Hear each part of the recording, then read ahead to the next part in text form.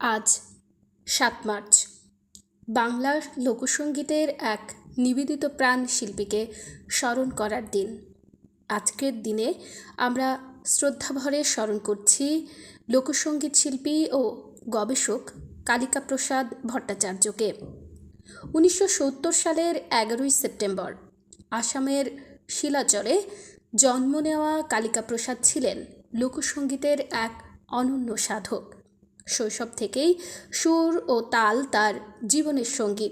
তবলা দিয়ে শুরু হলেও খুব দ্রুতই তিনি পৌঁছে যান লোকগানের গভীর ভুবনে।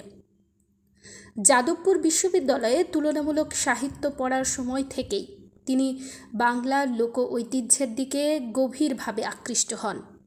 উত্তরবঙ্গ, পূর্ববঙ্গ এবং উত্তর পূর্ব ভারতের গ্রামাঞ্চলে ঘুরে ঘুরে তিনি সংগ্রহ করেন বহু বিস্তৃত লোকগান। 1999 সাল থেকে তিনি প্রতিষ্ঠা করেন লোকসঙ্গীতের ব্যান্ড দোহার। এই দলের মাধ্যমে ভাওয়াইয়া, বাউল, সিলেটি, কামরূপী কিংবা বিহুর মতো নানা ধারার লোকসঙ্গীত নতুন করে পৌঁছে যায় শহুরে শ্রোতার কাছে।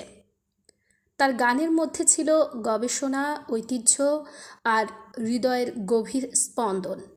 বাংলা চলচ্চিত্রেও তিনি কণ্ঠ দিয়েছেন, যেমন মনের মানুষ, জাতিস্বর এবং ভুবন মাঝি এর মতো চলচ্চিত্র। লোকসঙ্গীতের প্রতি তার নিবেদন ছিল অকৃত্রিম। তিনি বিশ্বাস করতেন গ্রামীণ বাংলার মাটির গন্ধেই লুকিয়ে আছে মানুষের প্রকৃত সুর।